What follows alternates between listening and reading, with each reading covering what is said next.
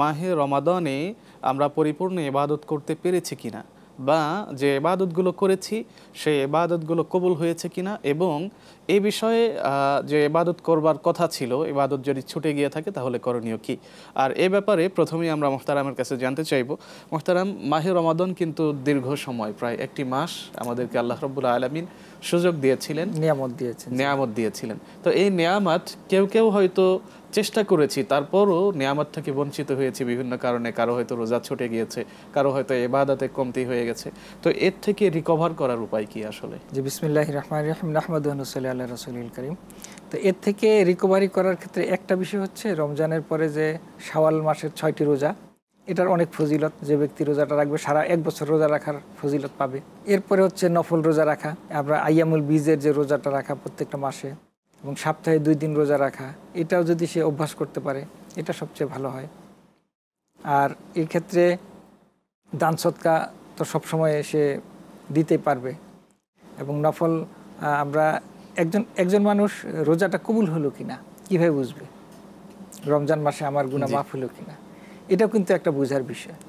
এক্ষেত্রে হাদিসের যে বিভিন্ন পরিভাষা আমরা দেখতে পাই, কোনো একজন মানুষ যদি রমজান মাসের পর তার আমলের উন্নতি হয়, আগের থেকে তার মানে অন্যান্য সব পাপ কাজ থেকে সে মুক্ত থাকতে পারে, দিনের উপর থাকতে পারে, 5 ওয়াক্ত নামাজে সে কন্টিনিউ করতে পারে, তাহলে বুঝবে যে সে আসলে রমজান মাসটা তার জন্য খুবই ভালো, একটা সন্তোষজনক গিয়েছে, এটা আমরা বুঝতে পারি। অর্থাৎ রমজান মাসের শিক্ষাটা আমার কাজে লাগছে।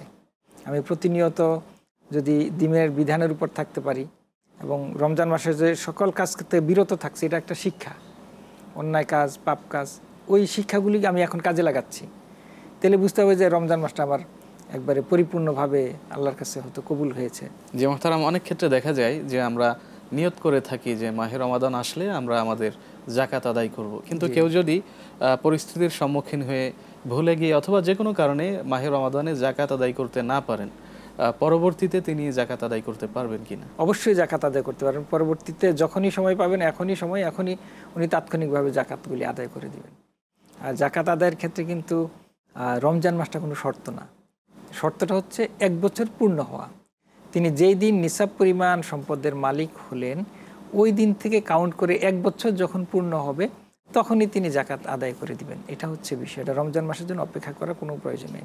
তবে আমাদের বাংলাদেশে প্রচলিত আমরা দেখি যে রমজান মাসে অনেক ফজিলত, একটা সওয়াবের অনেক গুণ সওয়াব, এই জন্য আমরা রমজান মাসে দিয়ে থাকি, সাধারণত প্র্যাকটিস হয়ে গেছে। জি মোহতারাম, আরও একটি গুরুত্বপূর্ণ বিষয়, আমাদের মাঝে আমরা অনেকেই নেসাবের কথা শুনি, কিন্তু নেসাব বলতে কি বোঝায় আমরা অনেকেই বুঝি না। এই বিষয়ে একটু আলোকপাত করবেন। নিসাবের ক্ষেত্রে যেটা হাদিসের এবং আমরা যেটা পাই যে 7.5 ভরি স্বর্ণ, 7.5 তোলা স্বর্ণর সমপরিমাণ, অথবা 52 তোলা রূপার সমপরিমাণ, যেটা তিনি মালিক হবেন।